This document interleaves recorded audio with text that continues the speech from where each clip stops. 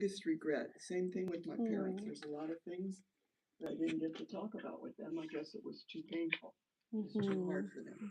So you can see the threads that she used to sew it on her clothing. There's a whole bunch of them. And let me tell you a little side story. You saw the film about Mr. Mermelstein? Okay. I want to tell you two things. Um, when my parents were alive here in Orange County and Mr. Mermelstein was alive, my parents heard about him. This place didn't exist. And one day my mom called me. I'm a retired teacher and I have two kids. So I must have been busy with my teaching and my kids. And my mother called and said, "Oh, today we went and saw this guy, Mel Mermelstein, and we gave him some of Grandma's stars." So now I hope you can understand the full circle of that. Here I am, years later. Mr. Mermelstein's gone. My mother and father are gone. I'm here talking about my grandmother's stars. He has some of these in his collection. That's just 1/10. Sure, David told you that's 1/10 of the collection over there in that room. So it's like you get it? It's like a full circle. And the other thing I want to tell you is Edie in the film, his daughter, she says she's not a historian. And I'm not either. I was an me for sure. Here. Um, I want you to know this didn't happen that long ago. Edie says it happened to her father, and she's here to talk about it. It happened to my mother, my father, my grandmother, and I'm here to talk about it. So it's not ancient history like, Egypt and the pharaohs and medieval times. This is not that long ago. So that's important for you to know. So what does this look like? Money, right.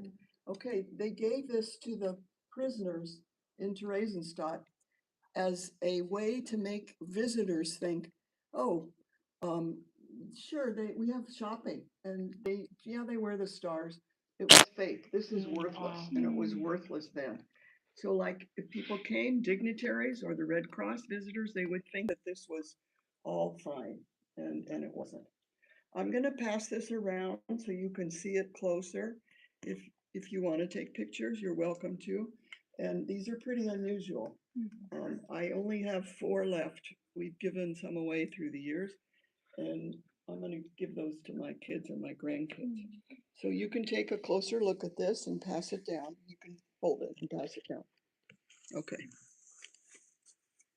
Okay, so now I'm going to go to my father. My father and my mother were married in Frankfurt, Germany in 1938. Now, that is a long time ago. They were married for 65 years. My dad lived to be 90 and my mother lived to 97, which for what they went through is pretty remarkable, what they suffered. So they got married in April 1938. 1938 in November, something else happened. It's called Kristallnacht. I wonder if anybody knows what that is. Have you studied that or heard about Kristallnacht, Night of the Broken Glass? Okay, you haven't heard about that yet. Anybody? No, okay. Adults can answer too. Um, Definitely know what it is. Pardon? I said I definitely know what Kristallnacht is. Okay. So it was the night that the Nazi soldiers were told to go and destroy as many Jewish businesses as they could. Break the windows. That's where they got the Kristallnacht, Night of the Broken Glass. So they did. They destroyed businesses, they destroyed synagogues, they destroyed homes, they hurt people, they probably killed some people along the way. And the reason it stands out in my father's life is the next day, November 10th. It was the night of November 9th. He heard the glass, he heard the things that were going on. And the next morning, my father, the Nazis came to his home where he was living with his mother, his wife, my mother, and her parents, my grandparents. And they said to my father, come with us. And they said to my grandfather, come with us. And they took the men at that time to a different concentration camp called Buchenwald. And my father didn't tell me a lot about it, except I know he wore the striped uniform that you may have seen. And he slept on a shelf.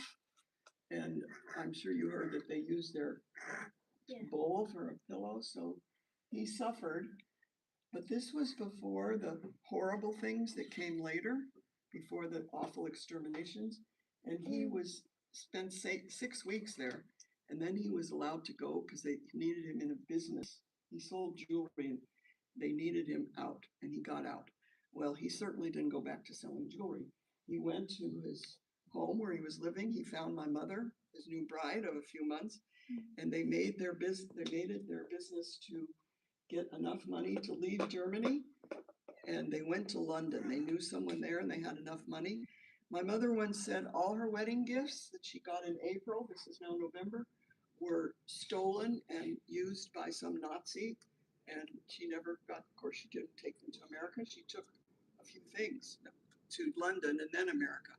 So all that was left in a home where she said she never saw another gift again. So that was the end of her wedding gifts. That's one thing she told me. She also said to me once, she'll take some things to her grave. She never told me, and she did. She did. So they went to London, but they needed a passport. They needed paperwork. So when my father passed away, my mother came. I went out one day later. She said, "Here's a whole bunch of stuff from Germany," and in it was my father and mother's passport. This is an original passport issued in 1939 by the Nazis. Here's the front with the swastika, the symbol of the Nazi party, in the eagle, and his German passport. So I want you to know, and I'm going to pass this around too, I want you to look at a few things. What do you see in red there? What stands out? Jay, what do you think that's for? Jew. Jew. The Nazis said, you will wear a star, and on all your paperwork, we're going to stamp a J. That's just for the Jews. The Catholics, the Baptists, the Methodists, they didn't get a stamp, just the Jews. I have an American passport. There's no J in it. This was how the government worked. So this big red letter J here, Jew. I want you to notice that. Then I'm going to tell you my father's full name because there's an addition here. My father's first name was Hans. That's a very common German name, H-A-N-S. His middle name was Ernst. And Goldschmidt, that was his last name. They changed it to Goldsmith when they came to America because it was easier for people to spell Smith. But Hitler said, you'll wear a star or stamp your work or your papers with a J, and every Jewish man, you will now add to your name the name Israel. Every Jewish man had to add their name Israel because the government, they wanted to know where you were, they wanted to keep track of you, and that's how they stigmatized and separated the Jews from the rest of the population. So this says Hans Ernst Israel Goldschmidt. I want to tell you a little side story, personal. Jewish people name their children for deceased relatives. We don't have junior in Jews. Most Jewish people would never name their kid for somebody that's living. My middle name is Anne for my grandmother Anna, who died. Our son is Matthew Aaron for my grandfather that died. And when my son and his wife had my first grandson, my grandchild, his name is Michael Hans Melnick. So I can see you understand what that means to me. I saw your smiles. Thank you for understanding what that means. To have my grandson have my father's name and for me to talk about him. One day he was here. He came and spoke. He came and listened to my speech. And my family was here, and I went back and gave him a hug and fell apart because there was Michael Hans, and I'm talking about Hans, so you can understand that. So I want you to, I'll pass this around. You can look at here's the swastika, here's the date. Okay, you won't see this. You can hold it. Rachel, hold it. Hold it and pass it around. Thank you. Okay, here's See the my letter mother's J, passport. Rachel? The letter J for Jew. And in good condition, because these were in a closet in a satchel for years. my father never showed me. I think it was too hard, painful for him to talk about it. I asked a question when I said, how did they know where you lived, the Jews? How did they know where to go? He said the government, the city, everybody knew who everybody was. That doesn't happen here. You might know where some Jewish people live, but the government doesn't keep track. So the Nazis knew where to go and knew what businesses to destroy. So this is a different page in my mother's passport. And it says here what her eyes were like, her color, and that kind of thing. On this side, it says Ellen. Most of you guys can't read cursive. Can you read what that middle name is? It's not an L. Yes. Sarah. Okay, my mother's middle name, the first name is Ellen. Her middle name is Emma. But every Jewish woman had to have the middle name Sarah. So this says Ellen Sarah Goldschmidt. And you use that. Of course, when they came to America, they dispersed with it as soon as they could. But she had to sign with Ellen Sarah. Is that your name, Sarah? Ellen? Ellen. Oh, okay. Oh. Oh, your name too? Ellen? Aaron. Aaron. Oh. Oh, that's my son's middle name. Oh, that's so funny. Okay. My middle name's my dad's first name. Okay. Pass this around. You can hold it. Pass it to her. Take it and look at it. There you go. Okay, I have an interesting thing that I've just started using. I had a occasion to go through old stuff a couple weeks ago, and I found this article that my father cut out. That's the And password. it's a little weird, but you can tell me if you think it's interesting. It says hit and run driver hurts refugee. Mama, grandma. She said. 26-year-old refugee, my mother, from Nazi Germany is victim of Denver hit and run driver. They ended up in Denver. That's where I was born. Oh, wow. So apparently, I never heard about this, but maybe a long time ago, but my father saved all this.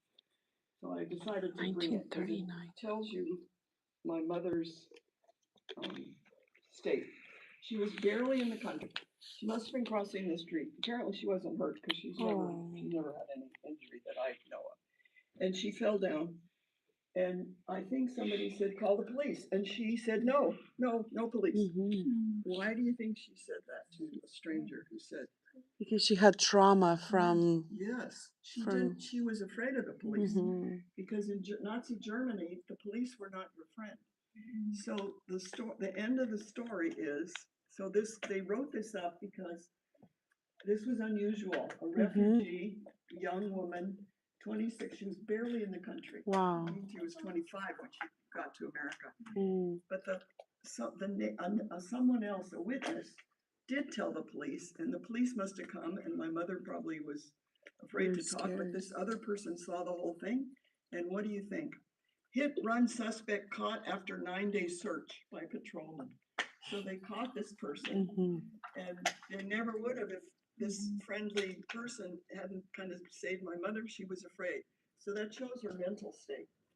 And I found another, it says the guy was fined $25 in 1940. So it's kind of interesting about my mother's state of mind. She was afraid of the police. Of course, later on they were not. They realized America was different. They're safe. Yeah. Okay, so my father had one sister, and her name was Lottie. How old are you? 14. Okay, good. How old are you? 12. Okay. When Lottie was 14, Lily, my grandmother with the stars, said to her daughter, tomorrow you will say goodbye to me, all of your family. You will get on a ship. You'll leave your friends, your school, your books, your toys, your bedroom, your clothes, and you will sail to America because I'm going to save your life. And she got on a ship because that's what her mother told her to do, with other kids at the same age range, maybe some 12-year-olds, and she sailed to America. Could you do that? I don't know. Quite a challenge, right? So she ended up in Philadelphia. All these kids were placed before they got on the ship, so they knew that there were people in America that were going to take them in. She lived with a family. She was 14. This was in 1934.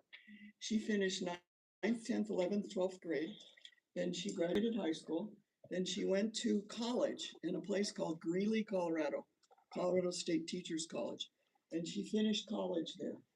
And after she finished, I think she might have worked a little bit, but she was so grateful to America for taking her in and for giving her an education, saving her life, that she joined the United States Army. This was the 1938, the war, 42, yeah, it was about 42 because the war was still going on. So here's her picture. She was a lieutenant in the United States Army. She didn't fight overseas. She wasn't in combat, but she served. And at one point she met General Dwight D. Eisenhower. Does anybody know what he became later? The president. President of the United States in the 50s, way before you were born. Were you born in the 50s? Okay. I remember him very well. His mother actually lived in Denver, so he came to Denver a lot. So this is my aunt, and actually, General Eisenhower heard her accent and realized she was from Frankfurt and sat down with her and asked her about growing up. But she only spent 14 years in Germany. So it was, I don't know what she told him, but she got to talk to the General Eisenhower. And then she told me when she went to high school in Philadelphia, the girls were not nice. She dressed differently. She had an accent. She didn't know the American customs. So she didn't have great high school years, but she went to her 50th high school reunion in 1988. 50 years later, all of you should go to your 50th high school reunion. It's really fun. They've already had my 60th. I didn't go to that, but 50th was a lot of fun. People, very funny to see people. And she said they voted her the most outstanding graduate of 1938 because they realized what she did with her life, that she went and fought for the country and gave back to the country. So that's my aunt. She has two sons, my cousins, and they were in the military too. Okay, so now we're coming to this big book that I have here. What word do you see there, even though it's German? Deportation. Big word?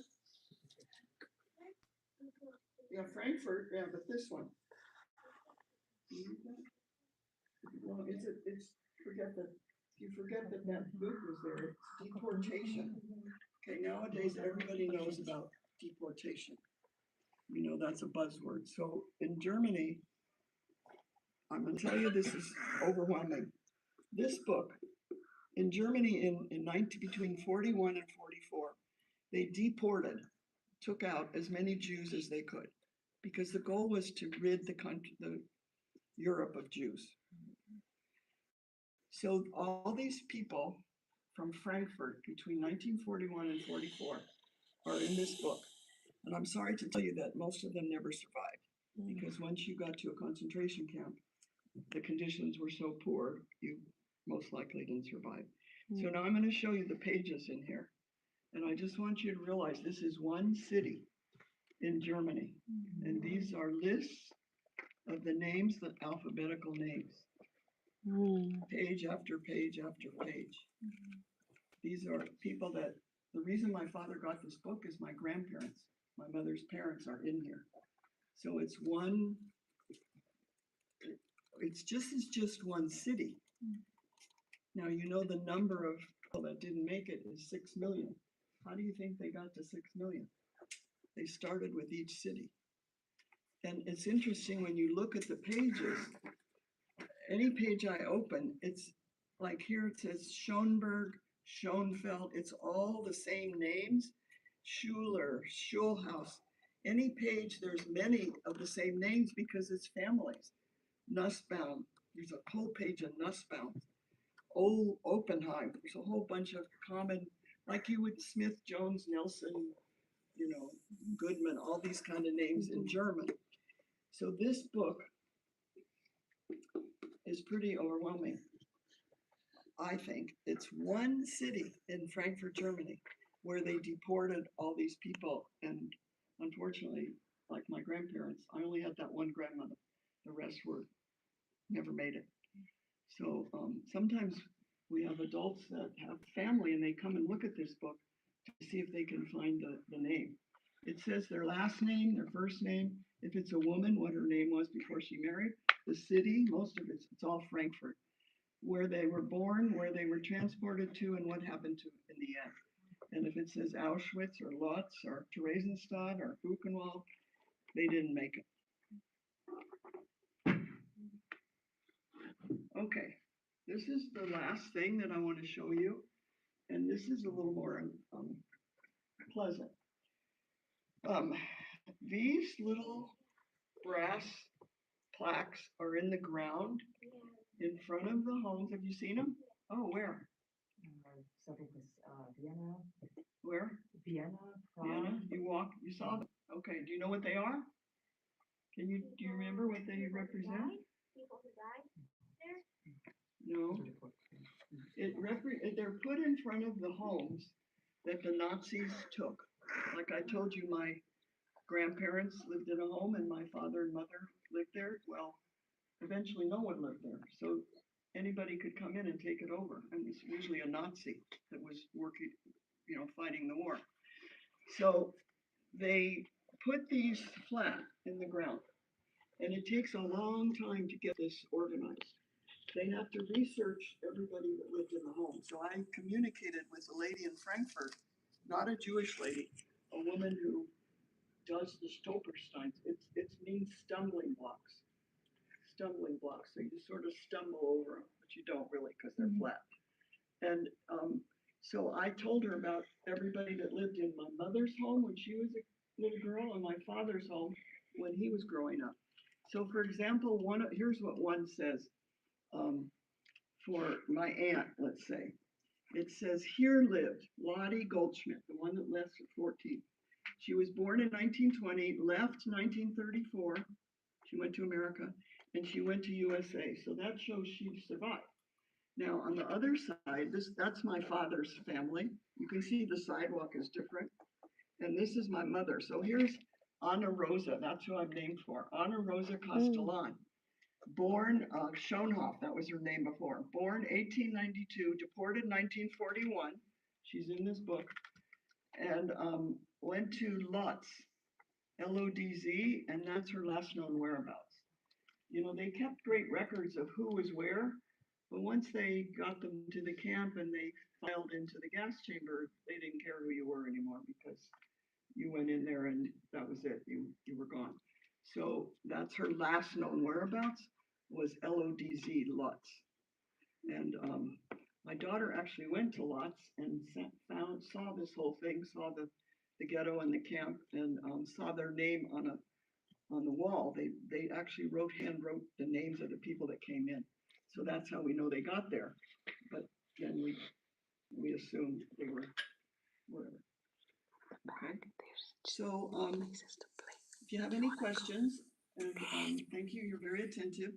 That's my little story, and I represent thousands of second generation survivors. And when my parents were alive, they went to my kids, the son and the daughter, they went to their high school and spoke, and they had the accent, so you knew that they were German. And now I'm so honored and blessed to be in this situation at this stage of my life. And did David tell you that the museum is growing? Did you tell them that the building next door, this building is the one-room museum, that's 1/10, 1,000 square feet. We bought the building next door. It's empty, the office building, and that is going to be made into an official Holocaust museum right here in Newport Beach on the Back Bay. And wonderful. Maybe when you're in college, you'll have to write a paper and you'll go do some research at this big museum, or in 20 years, you'll be married and bring your kids and you'll remember when you were here that you're going to be in this huge, real Holocaust museum, which we're so excited about, to have all the artifacts displayed, because that's just 1/10. Okay, so if you want to look around, and I know you're going to go back into the museum because you want to look around there, thank you for your attention and Thank you, Doris. keep learning and ask questions. Ask questions. What grades did you teach? I taught mostly 7th grade. Grammar, writing. I'm not a good historian, but I know how to write.